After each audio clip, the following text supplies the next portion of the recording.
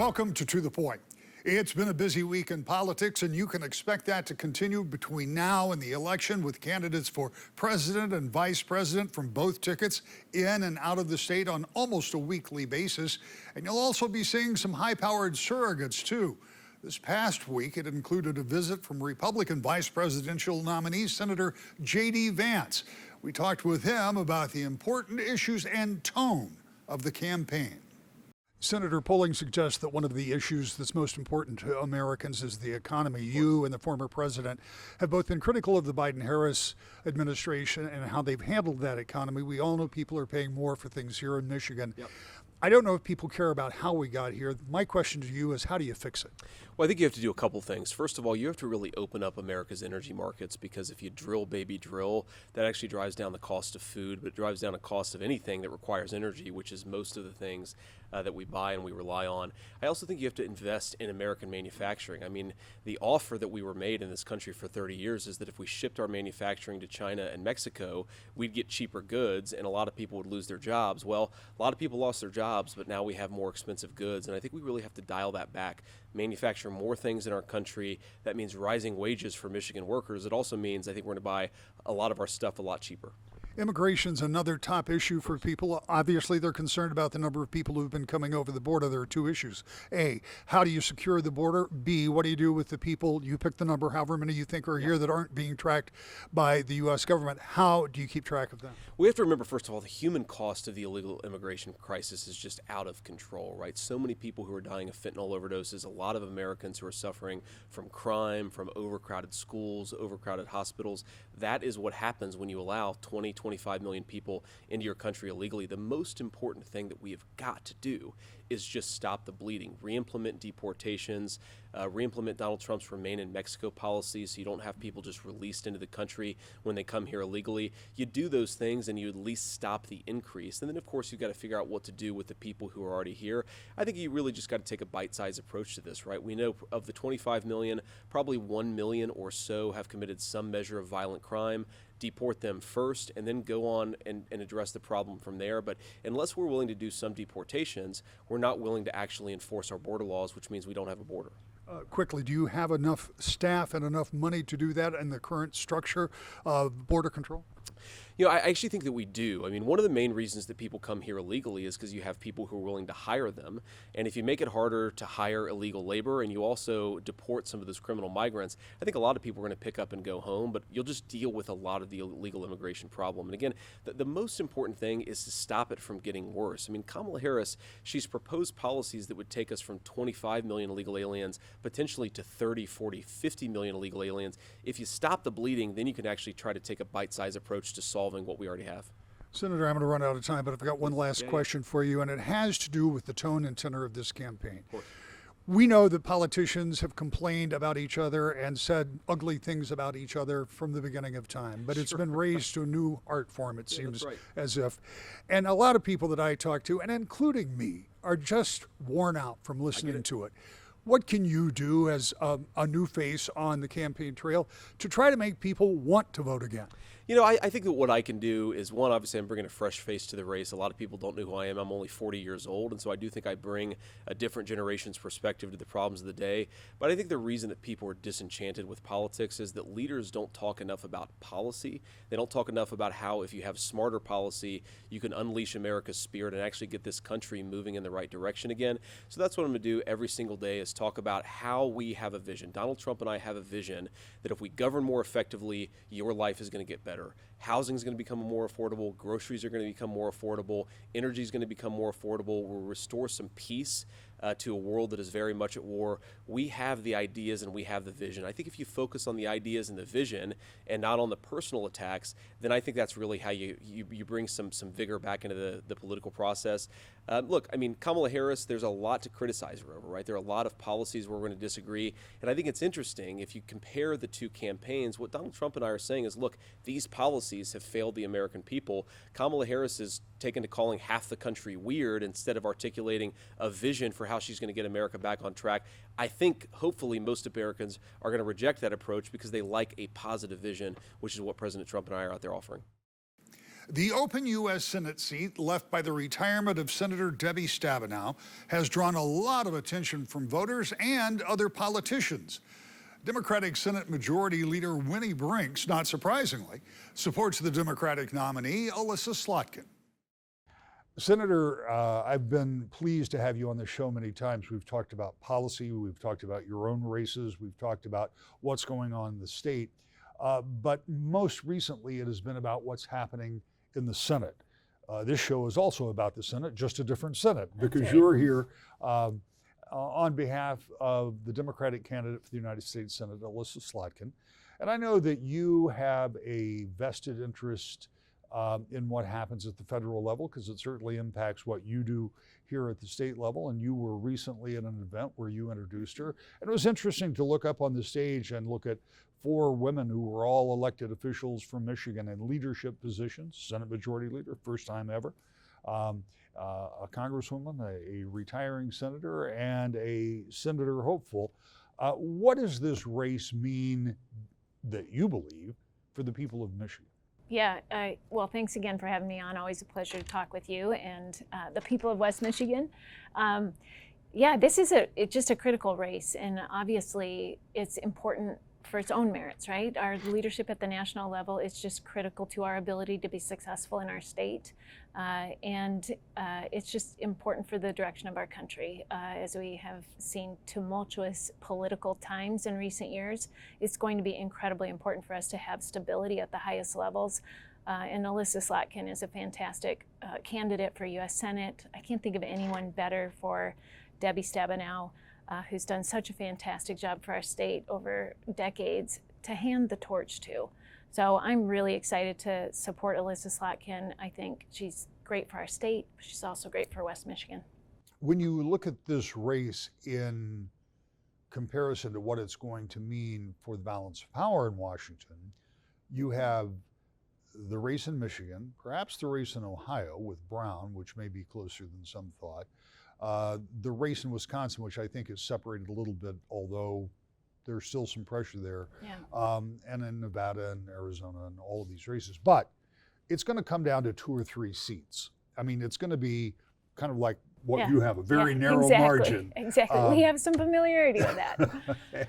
But that's really important, because what we saw you accomplish in the Senate during this last session was being able to hold that coalition together. No easy task, another show another time. Sure.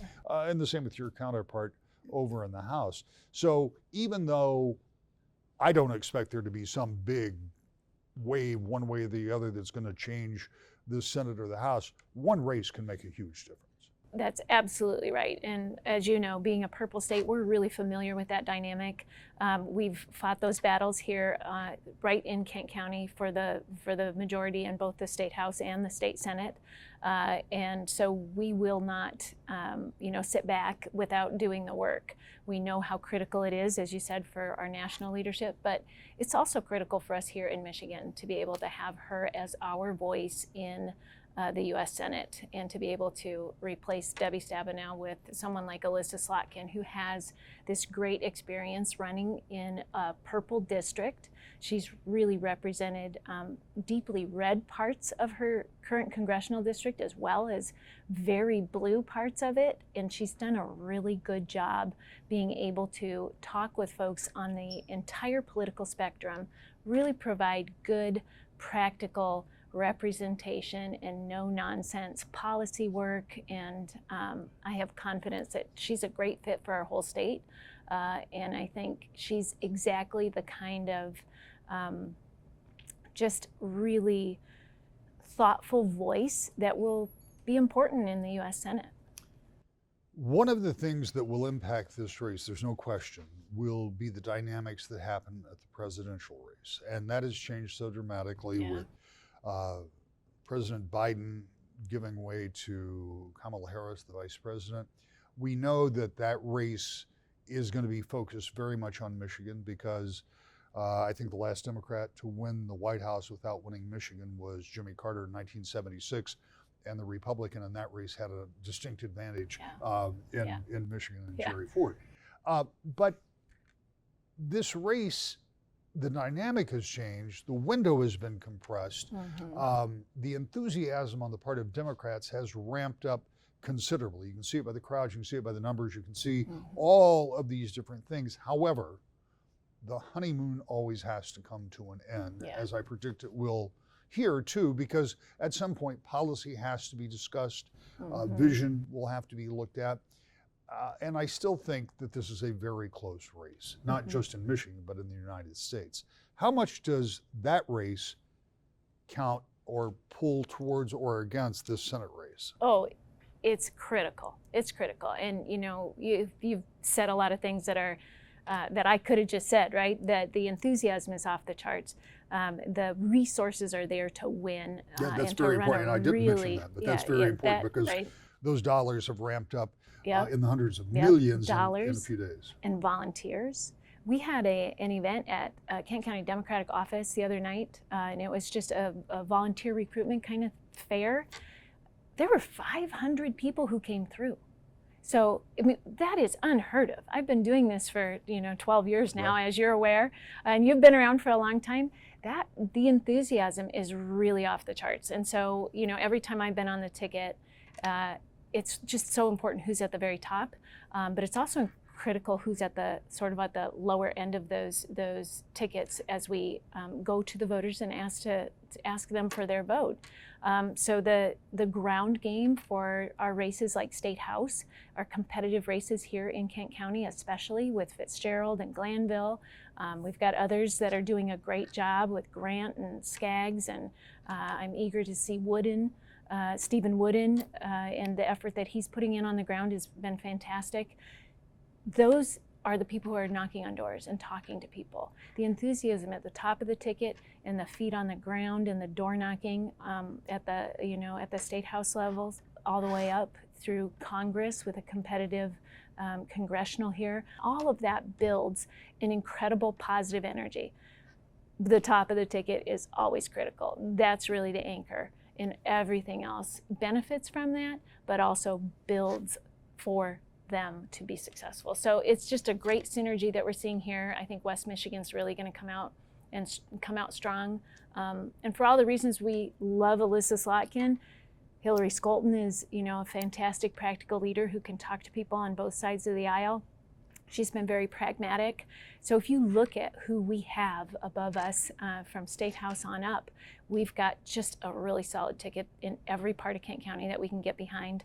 And I'm confident that that story is true in a lot of other places in the state as well. The reason you're in here and talking with us is because the Slotkin campaign reached out to us and said, would you like to talk to the senator? And I said, of course I would. And talk about that campaign. But since you brought it up, I want to talk about a different race for a moment. And that is that State House race, because I was speaking to a group of broadcasters earlier this week, and I said, we all get excited about presidential races. I certainly do. You focus a lot on that, and if you watch television, you see the commercials. It's omnipresent. Yep. Open U.S. Senate seat in Michigan is a rare thing. There have been exactly 2 during the time that I've been covering politics here. And when you think about the congressional races, there are maybe 3 competitive, maybe more, I don't know, depending on the numbers, competitive races for the U.S. House. A little unusual. There are no state Senate races because that's an every 4-year term. But I said, of all of those races, perhaps the most important is the race for the State House. All 110 members are up. The districts are very new. They've only been tested one time. There is such a narrow margin in the House. And the reason that becomes important for you, obviously, is because if you don't have the House, it's going to be a lot harder for you in the Senate. What do you think those races look like? You illuminated some of them right here. Yeah. Some of them right here in Kent County are really competitive. Those could be determining races for our State House majority, so we will not sleep on those. We are really working hard, getting out there, knocking on doors, raising resources to help them. So, if people are concerned about the State House, I encourage them to get involved. There's a lot of opportunity locally. But that effort is something that I am not unfamiliar with, right?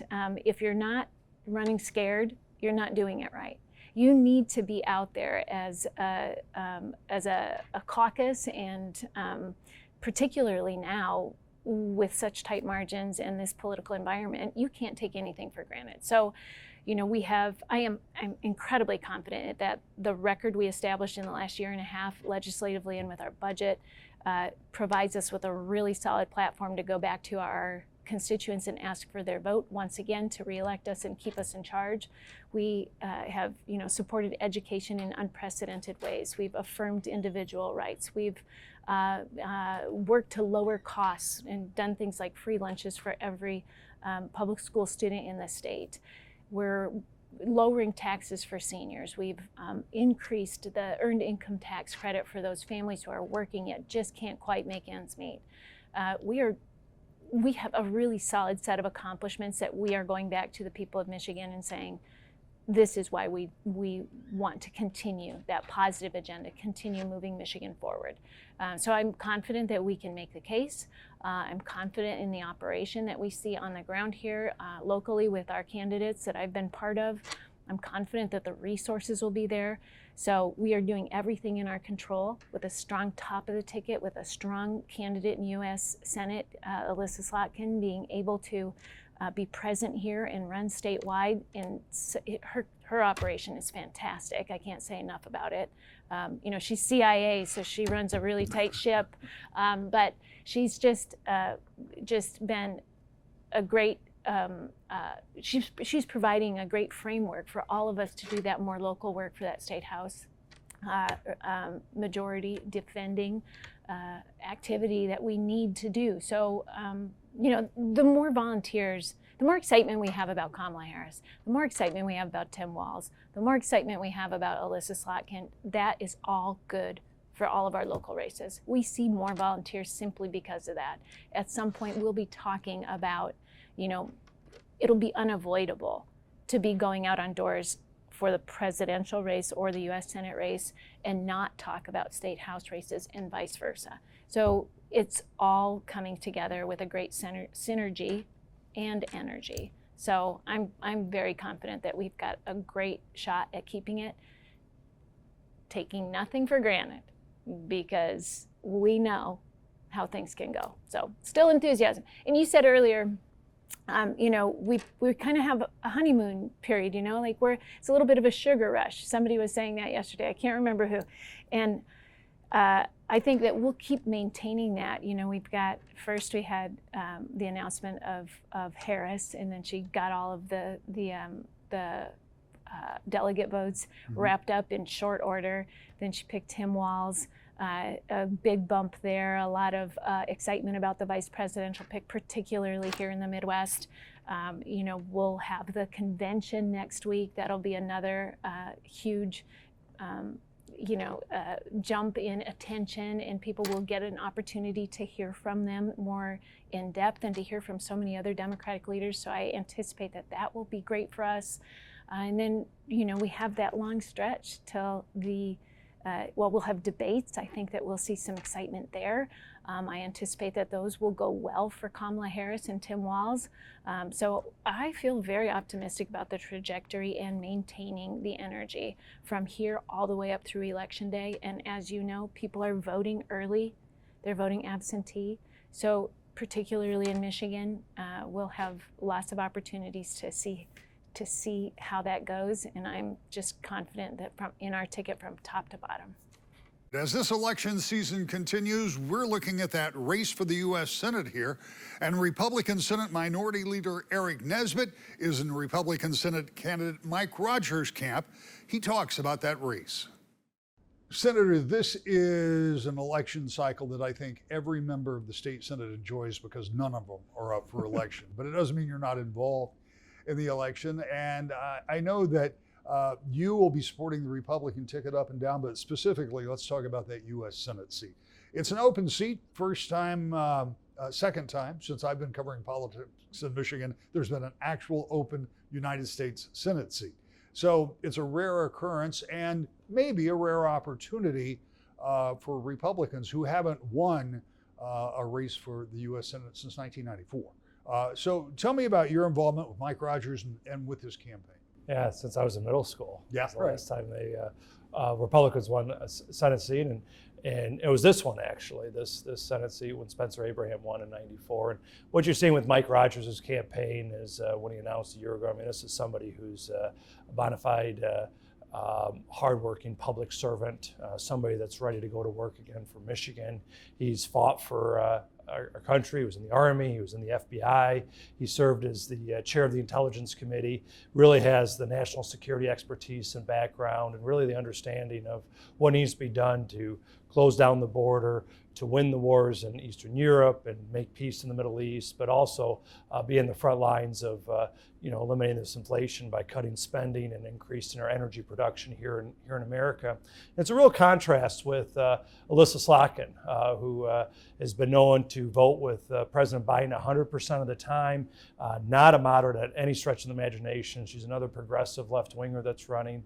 And it's going to be unfortunate that there's that somebody like her is the one that the Democrats have nominated. She's trying to run as a fake moderate, but you look at her record in Congress, and she's somebody that's went around with the Biden administration to really go in with the electric vehicle mandates that we've seen recently, all in on these NDAs, these non-disclosure agreements with these Chinese battery companies that you've seen.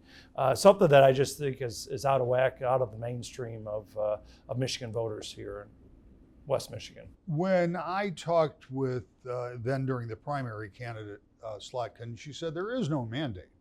There is subsidizing electric vehicles. But she says it's a matter of the United States building those cars and not China. Is there a merit in that?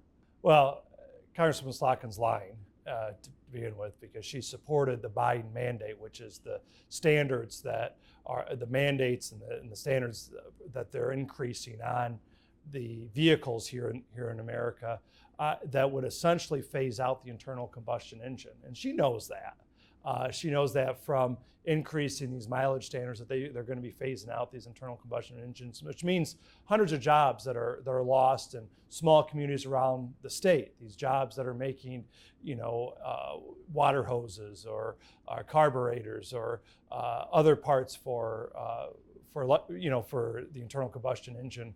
And you see that people aren't buying them. There's some really cool technology that's out there, a lot of innovation by American companies that are there, but unfortunately that they've been trying to do everything they can to help China win the race. And somebody like Congressman Rogers over the last 20 years has been warning us about China's rise and has actively fought against most favored nation status for China, has actively fought to make sure that that they're not winning they're not winning any of these trade wars with us, that America's actually winning. And so that's something where I think you see a stark contrast between what you've seen with the Trump administration with tariffs on China compared to the Slotkin-Biden agenda, which has been subsidizing these Chinese companies to come and beat out American companies for market share. When you take in, and you have a lot of experience at elections and running for office and being around the political cycle, in a year when there's a presidential election, how much does the top of the ticket impact something like, starting with the U.S. Senate race? Obviously, there's some competitive U.S. House races as well. How much does the top of the ticket impact those races? I think it's more and more than it used to be 40 years ago or even 20 years ago. That right now, I think is you look at the middle kind of shrinking and America get a little bit more partisan, and you see that with the politics. However, I do think you have somebody in Mike Rogers that's willing to really represent the mainstream of Michigan. And ready to fight for us once again, as he's done in the FBI, as he's done in the Army, he's done as chair of the Intelligence Committee in Congress. And somebody like Slotkin will say and do anything to win an election. And it's unfortunate that somebody who sided with President Biden 100% of the time, like Alyssa Slotkin has, is now saying, well, don't know the guy, trying to run to the middle as his popularity's gone down. I think with Mike Rogers, you see somebody who's genuine, somebody who grew up here in Michigan, somebody who's fought here in Michigan, somebody that really has a track record on on spending, on somebody that's willing to take the tough votes to balance the budget, that's willing to take the tough votes to increase our energy production, to bring down the cost of living here in America, and willing to actually end this Biden border bloodbath that we see at the border. Mike Rogers is ready to step up and re-implement that Remain in Mexico policy and end the illegal immigration that's flooding our borders. And we're seeing that with deaths and robberies and sexual assaults here in West Michigan and around Michigan.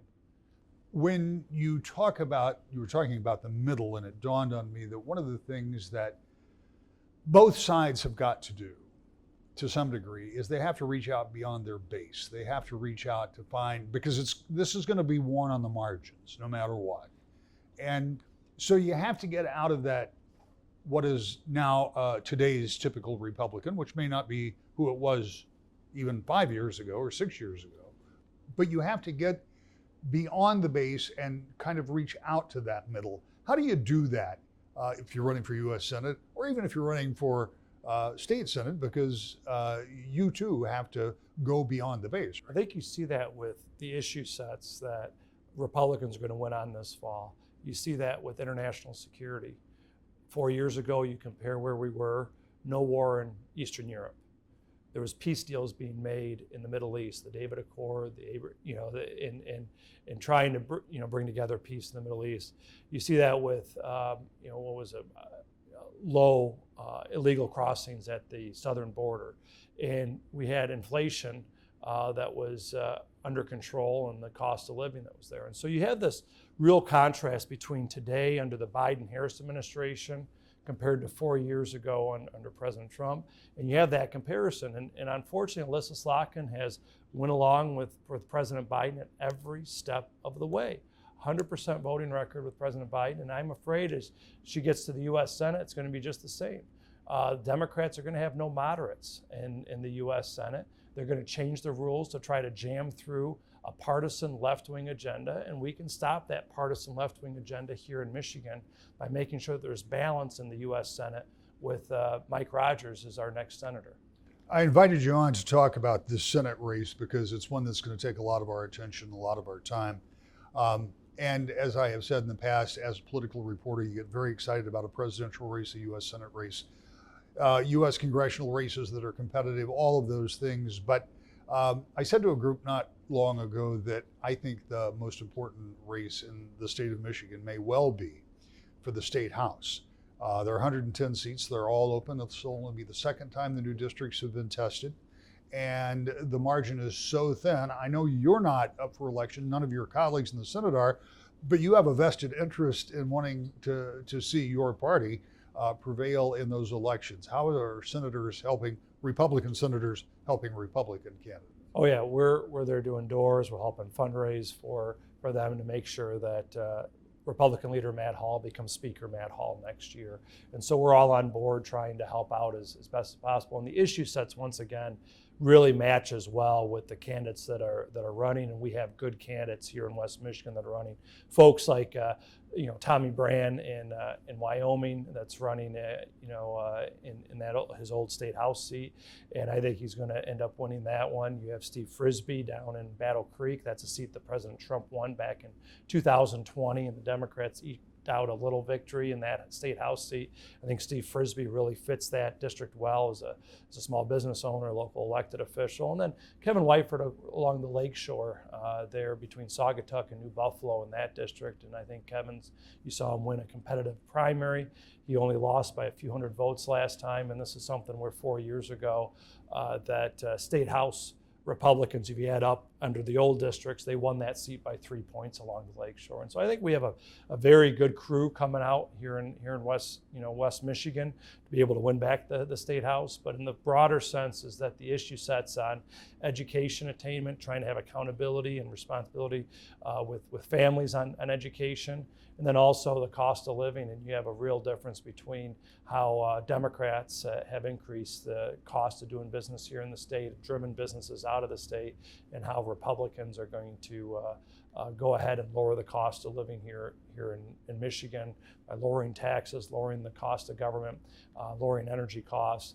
And with what the Democrats have pushed through over the last year and a half provides that sharp contrast. And so I feel that the environment, with President Trump at the top of the ticket, running on issues that really matter to the American people, a strong foreign policy, ending the border bloodbath, lowering the cost of living, matched along with having actually a check and balance up in Lansing, bringing back a semblance of moderation back to Lansing instead of this far left progressive agenda that we've seen pushed through by this Democratic majority in Lansing.